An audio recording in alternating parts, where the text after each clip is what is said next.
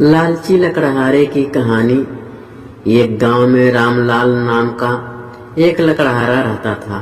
वो अपनी जीविका चलाने के लिए गांव के पास के ही जंगल से रोज लकड़ियां चुनता और उन्हें बेचकर कुछ पैसे कमा लेता था।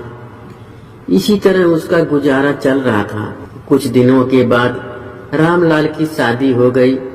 उसकी पत्नी बड़ी खर्चीली थी, इसीलिए अब उतनी लकड़ियों को बेचकर घर चलाना मुश्किल हो गया था। ऊपर से रामलाल की पत्नी कभी नए कपड़े खरीदने के लिए तो कभी किसी दूसरे चीजों के लिए रामलाल से बार बार पैसे मांगती थी। अगर पैसे ना मिले तो रूठ जाती।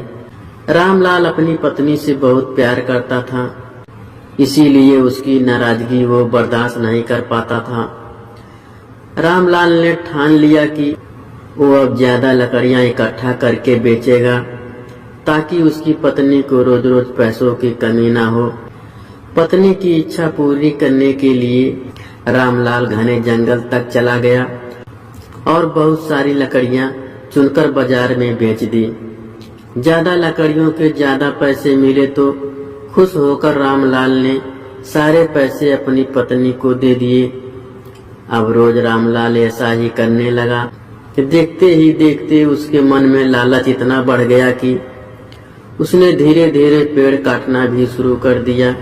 पेड़ काटने से और ज्यादा लकड़ियां हो जाती थी और उसे अधिक दाम मिलने लगे।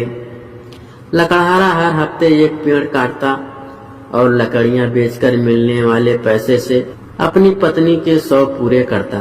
अब पैसे ज्यादा आ रहे थे तो घर भी अच्छे से चल रहा था।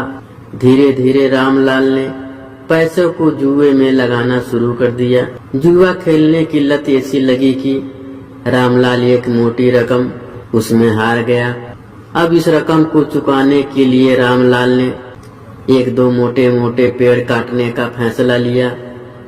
जैसे ही रामलाल ने जंगल में जाकर अपनी कुल्हाड़ी को एक बड़े से पेड़ पर चलाने की कोशिश की तो उस पेड़ की टहनियां ने हमला कर दिया। रामलाल चौंक गया, फिर उसे पेड़ की एक टहनी ने लपेट लिया। रामलाल कुछ समझ नहीं पाया कि यह सब क्या हो रहा है। तभी पेड़ से आवाज आई, मूर्ख, तू अपने लालच के चक्कर में मुझे काट रहा है। तू सारे पैसे जुए में लुटा देता है और फिर पैसे लौटाने के लिए पेड़ काटने आ जाता है। तुझे पता है कि पेड़ कितने कीमती होते हैं। हमारे अंदर भी जान बसती है और हम तुम इंसानों को जीने के लिए हवा धूप से भूख को शांत करने के लिए फल देते हैं, लेकिन तू अपने स्वार्थ के लिए हमें ही काट रहा है। पेड़ ने कहा, आज तू रुक, यही कुल्हाड़ी मैं अब तेरे ऊपर चलाऊंगी। पेड़ की टहनी कुल्हाड़ी से रामलाल पर वार करने वाली थी कि वह गिड़गिड़ाने लगा। उसने माफी मांगते हुए कहा, मुझसे गलती हुई है, लेकिन मुझे सुधरने का मौका दो। अगर आप मुझे मार दोगे तो मेरी पत्नी का क्या होगा? वो अकेली पड़ जाएगी। आज से मैं किसी पेड़ को नहीं काटूंगा, यह प्रण लेता हूँ। यह सब सुनकर पेड़ को रामलाल के ऊपर दया आ गई।